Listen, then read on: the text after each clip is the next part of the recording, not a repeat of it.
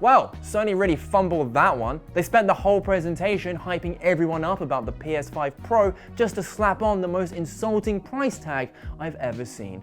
I'm Ash Dixon, and this is GINX News. $700. That's the mammoth price for the new PS5 Pro. It certainly caught us off guard when we watched the stream last night, and it's safe to say the feeling is universal. It was also revealed that it will be available on November 7th, but I don't care now because I'm not gonna buy it. And look, we'll jump into the specs and the technicals in a minute, to see if they somehow justify that ludicrous price. Spoiler, they don't. In fact, they just make things worse. But I think it's worth starting the video by making a direct comparison to the previous generation. Because back in 2016, when the PS4 Pro dropped, Sony was selling that thing for $400. Obviously, that was 8 years ago, so let's account for inflation, shall we? And oh wait, it's still only $523. So how the hell can they justify the PS5 Pro price? And it's here that another important point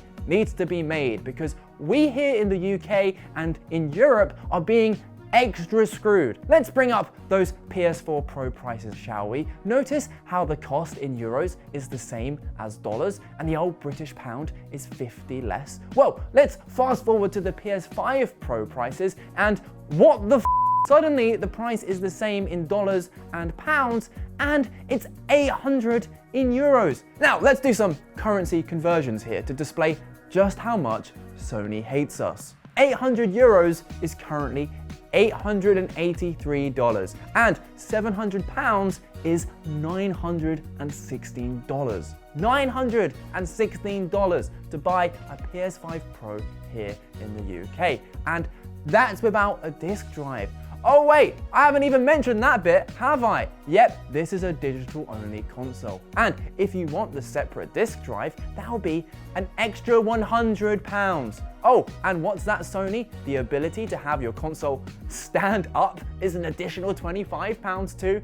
Okay, that's reasonable. All in all, that means here in the UK, to have a PS5 Pro function as basically all previous consoles have, we're paying the equivalent of $1,080. It actually makes me sick. Like, Sony has crossed the price threshold from meh, I'll pass on that, to wow, Sony actually hates us. But look, maybe I'm being too harsh. We haven't actually spoken about what that amount gets you, other than no disk drive. Well, Sony enlisted old Mark Cerny to dive into the specs, and there's basically 3 big upgrades to the console. First of all, the GPU has been upgraded, which overall translates to up to 45% faster rendering for gameplay. Second, they've added more advanced ray tracing for those extra fancy reflections and lighting. And third, AI-driven upscaling, which Sony is calling PlayStation Spectral Super Resolution. It basically uses machine learning to predict pixels and increase resolution. Now, on paper, that all sounds pretty impressive, especially when you consider that PlayStation is now clearly the most powerful console on the market. After all, Xbox Series X isn't getting a Pro version. Firstly, because they've accepted defeat for this generation, and secondly, because the name would be so convoluted, they're scared Elon Musk might steal it for his next child. But here's the thing, how did Sony display the PS5 Pro's capabilities? By showing off a bunch of old games. And it's like, wow, a remaster of a PS4 game now runs at 60 FPS. Great job, Sony, you really outdid yourselves. Now, I do have to call out some of the comments for the side-by-side gameplay, because I'm sorry gamers, you can't have it both ways. You can't look at that and say you don't notice a difference and then complain when games aren't running at 60 FPS. What Sony is showing here is a clear improvement in performance, but that's not the issue. The issue is it's not enough to make our old games run better. We want to know our new games will look better too. Where are the stunning visuals on your current and upcoming games, Sony? Even if they provided that, let's not pretend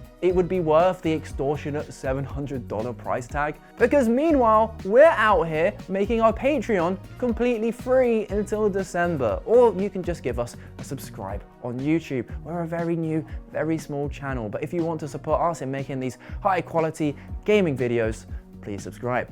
Overall, I think this just encapsulates why it's so important that Xbox doesn't leave the console market. Don't get me wrong, I have lots of issues with Microsoft too, but if Sony has the audacity to increase their prices like this now, imagine what they'll try and get away with when they're left completely unchecked. I'm also interested in how many people are gonna pass on the PS5 Pro and just join us PC gamers. After all, you can build a decent rig for that kind of money. And I'm curious about your comments. Does the PS5 Pro have any redeeming qualities, and how does this make you feel about Sony? We make these gaming news videos every Monday, Wednesday, and Friday, and the rest of the week is filled with other great gaming content, so please subscribe, and thanks for watching.